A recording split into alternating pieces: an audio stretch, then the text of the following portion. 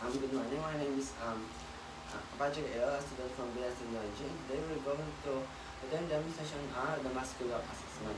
As usual, first we're going to perform hand hygiene and gloves if patient is evaluation. Assume po na kapag alcohol na tayo, then as our patient to identify the name and birthday. Ma'am, may I know your name and birthday po? May 40,000. And now, magpupunta tayo sa next procedure. Assess natin yung skeletal and extremity for alignment and symmetry. Sa anticipation, nagtatayo siya, i-observe natin yung asymmetry from front, back, and side po. Tayo po tayo, ma'am. Dito po. And dito po. Sige po, ma'am. Ano po? Next naman, observe natin yung gait ng conformity rhythm and symmetry. As anticipation, na maglalakad siya, kailangan steady yung kanyang paglalakad. Sige po, ma'am. Tayo po tayo, ma'am. Lakad po tayo, ma'am. Balik po tayo, ma'am. Sige po. Ayan. Ayun, as you can see, the conformity is steady yung gait ng application or sequencing. Next naman po, papagpit natin yung temporal manipulation ng ating patient for pain and sounds po. Sa our fingertips, papagpit natin sa patient asati siya na mag-open and close yung kanyang mouth. Papagpit ko lang po yung temporal manipulation. Sige po. Open po. Close po. Next po, assess natin yung temporal mandibular joint for range of motion. Ma'am, kailan po yung kanina, open po yung mouth and close po. Ma'am, no? Po. Sa gilid naman po. Po. Sa harap naman po. Dito po. Yan. Next naman, number 7, inspect natin and papapit natin yung neck for symmetry. Using the finger pads, as natin sa head na tilt natin sa right side ng unang ating patient for trapezius muscle and also the sternocleidomastoid. Sige po, ma'am. Pagpa-right po ng ano, ma'am. Sige po, flex na po. Ano po. Next naman, assess natin yung neck for cervical curves, range of motion. Dito naman, yung maritime flexion, lateral flexion, and also the rotation. Ma'am, pag niyo po yung chin dito sa chest niyo po, ma'am. Ngayon po, ma'am, yung sa ear niyo po, sa shoulder niyo po, ma'am. Kabila po. And next naman po is rotation po. Ikipit ng ear niyo. Next naman po, is number 10, assess natin yung neck ni ating patient for muscle strength. Ito po, rotate natin yung head against the resistance ng ating patient. Test natin po dito yung sternocleidomastoid muscle and also the trapezius. Sige po, ma'am, magpupat po kayo ng force naman. Sige po. Sige na po. Next naman po, inspect the shoulders, cervicothoracic, and also the lumbar spine for alignment and symmetry. Dito po, inspectan po natin yung spine ng ating patient while nakastand siya, again, while they are going to bend to touch their toes. Sige po, tayo po tayo, ma'am. Can you touch your toes po, ma'am? Yan po kayo. Ayan po. Next naman po, sige po, tayo po naman. Assess natin yung range of motion ng ating patient, which is the thoracic and also the lumbar spine. Extension and flexion, which is the hypertension, papatouch natin yung patient ko kayong toes. Sige po, ma'am. Touch natin yung toes po, ma'am. Next naman po is the lateral po. Lateral, bilaterally, side by side. Sige po, ma'am. Side by side. Sa gilid po, makagasaan ko tayo. Sige po. Yan. And next naman po, pilot na one. Yung kabila po. And next naman po, ang 13, papagpit natin yung posterior neck ng ating patient for the spinal processes, paravertebral muscle, and alignment for pain. Pilot po tayo, ma'am. Papagpit po natin.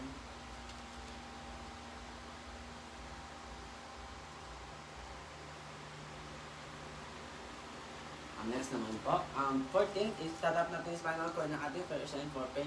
Percussion natin is the fist percussion, closed fist percussion.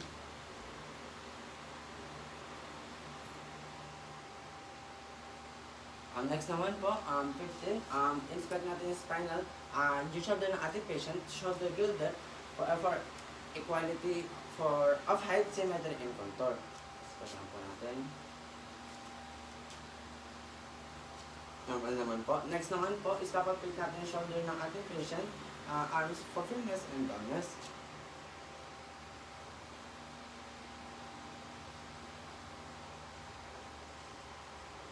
Next naman po, 17, itas natin yung trapezius muscle strength for Yung trapezius muscle ng ating patient first, then, harap po, ay sige, yan ulit, mag-put ka ng first pataas ko, ma'am, no? Sige po. Po. As you can see, normal naman yung concern patient. Next naman po, number 18, assess natin yung shoulder range of motion and symmetry ng ating patient. Yung first natin, external and external. Sa external, kakabit ni patient yung hand niya dito sa nakanakit niya. Sige po ma'am, pakipot ko sa hand. Yan po. And next naman yung internal sa likod naman po. Next naman, assess natin yung rotator cuff ng ating patient. Ma'am, taas niyo po yung kamay ma'am. Po. Dahan-dahan po po ba ma'am? Po. Sa kabila po ma'am. Next naman po, 20. Assess natin yung arm for muscle tone and muscle. The arm for muscle tone. Sige po, po tayo ma'am. Yung kamay po ma'am.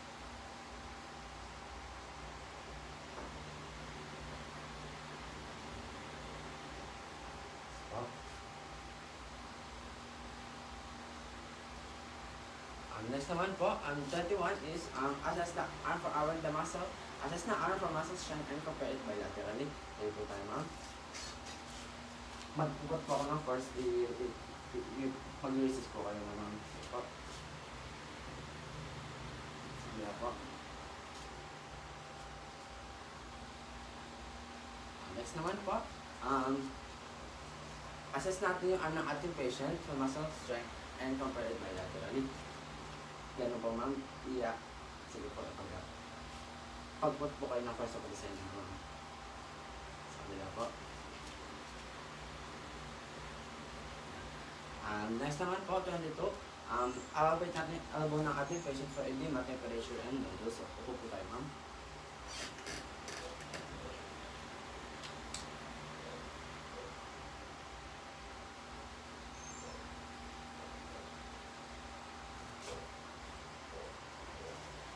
Kasi normal din naman para walang pain. Next naman po is the assess the range of motion. Range of motion which is deflection and extension po. Deflection flex the elbow sa patient at sa back. Tayo po tayo ma'am. Pakigawa po ito ma'am. Harap po tayo dito ma'am. Ganito po. Ito po. Sige po. Sa harap naman po. Ganun po. Ganun po. Ganun po. Ganun po. Next naman, assess, inspect naman natin yung joint ng ating patient, yung wrist ng hand ng ating patient for symmetry and number of digit. Okay mo po, ma'am?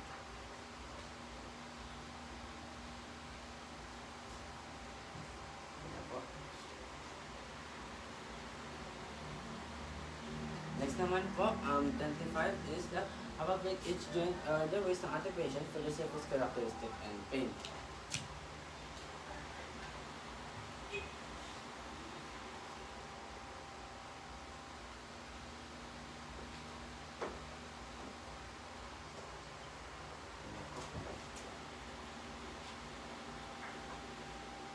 Next naman po is assess natin yung muscles ng hands and the finger ng ating patient.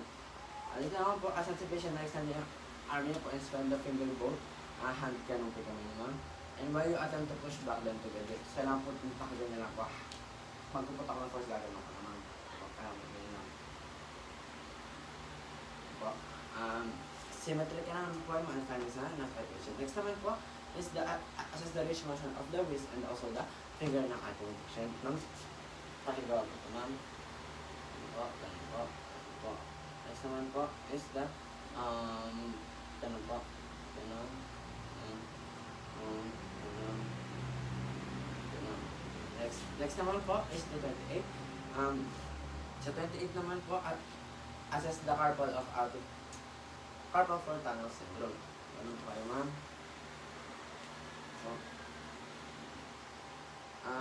Press natin yung dorsal surface ng ating face.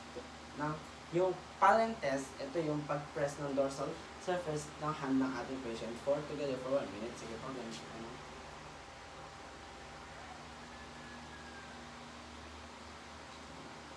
Next po, for our 30, 29, A-assess natin, inspect natin yung hips ng ating patient for symmetry. So, kulit sila sa kanya, ma'am.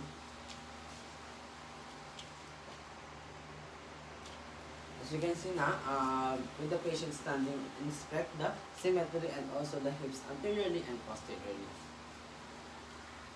Next naman po, papalpate natin yung hips ng ating patient for stability and pain. Sige po ma'am, higa po tayo ma'am. Ito po yung ulo. Yan. Tapos mag-side wide. Papalpate po natin.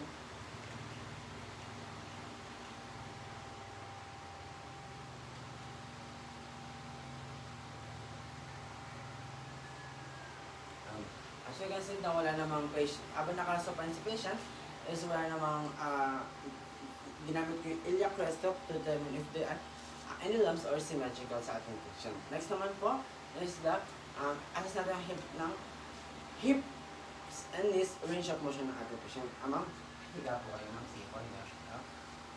First, put hands po po ma'am.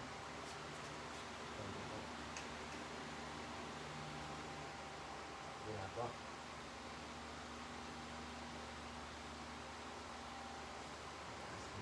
Mataas po ma'am.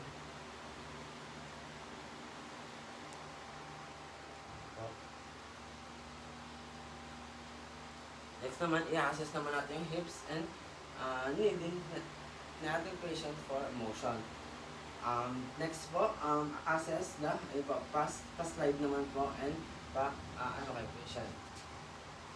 Slide po tayo.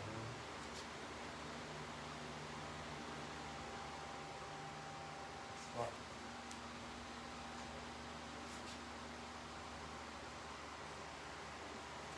Next naman po, ay open natin yung hanggang saan kayang i-open yung patient. Open niyo po yung leg nyo. Sige po, open niyo po.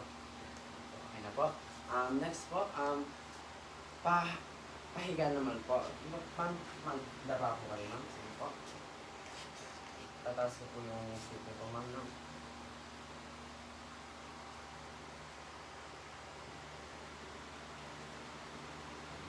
Next naman po, assess natin yung nerve root ng compression ng ating patient. Sige po ma'am. Higa po ito ma'am. Keeping the patient supine, raise the one leg, keeping the knee straight po.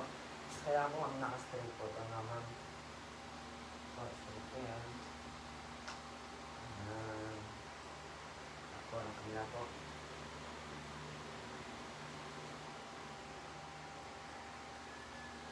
Next naman is assess natin yung 33. Assess natin yung hips ng ating patient for the contour, which is the Thomas test. Sige po ma'am. Super ito ma'am. Papakasok po natin. Sige, papakasok natin. Diyan po. Bababa po natin isa. Tapos patas po ito ma'am. Sige po.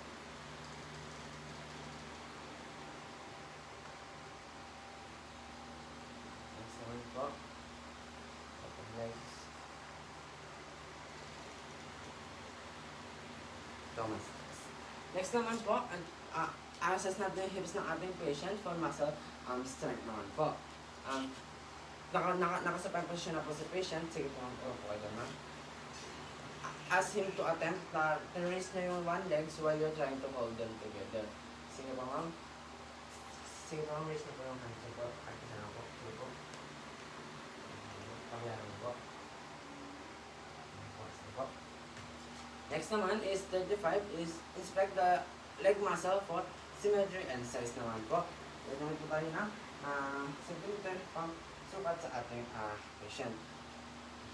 Okay po, taas natin ma'am. Ito po, i-flex po natin.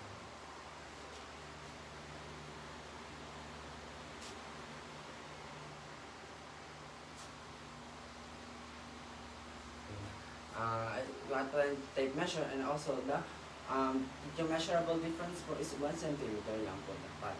Next naman po, assess the leg for muscle tone and symmetry. In supine position, actually in this patient, support natin yung patient tied with one hand and grabs the one foot with the other flex and extend the patient's ankle and knee, put the hips through the ROM. So po ma'am, ikot po natin ma'am, ROM.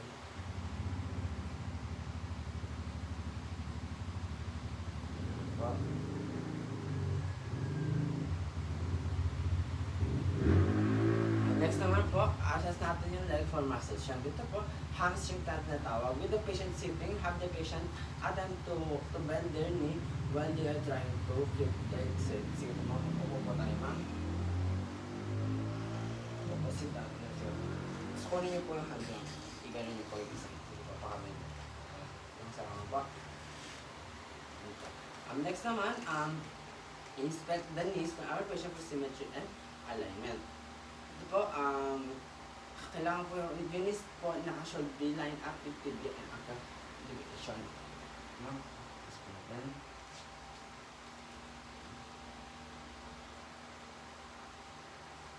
Ayan po.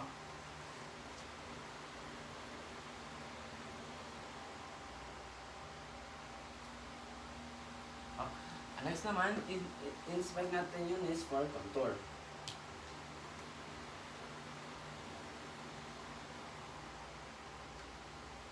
Next naman, i-assess natin yung knee for effusion. Pag tayo ng first, sa mismo knee ng ating patient for effusion.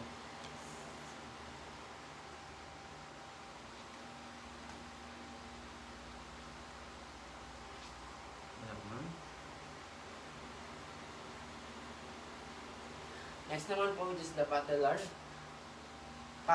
Ask the patient to assess the wrist. Tayo po tayo, ma'am. I-bend nyo po yung knee po, ma'am. Kabilang po. Ayan po. Next po, is assess natin yung knee ng patient for stability. Dito naman po, lateral, collateral ligament. Place one hand against the medial aspect ng ating knee and try to keep it moving using your hand to grab the ankle to adduct the lower leg. Medial leg is the MCL.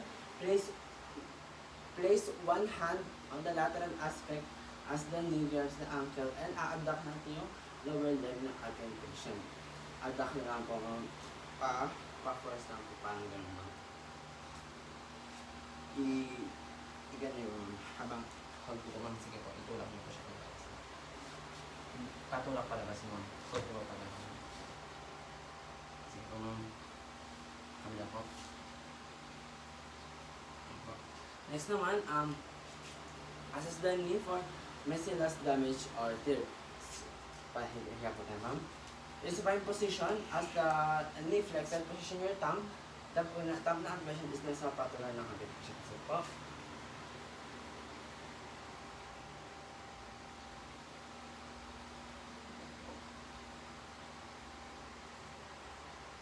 Next naman po, inspect the ankle and foot contour for a number of toes and alignment for deformities. Upo po tayo, ma'am. Tapos natin toes natin siya. Yan naman, normal naman po yung findings sa toes ng ating patient. Next naman po, papalpate ng ankle for the foot and contour. Tapos po, ma'am. Sige po.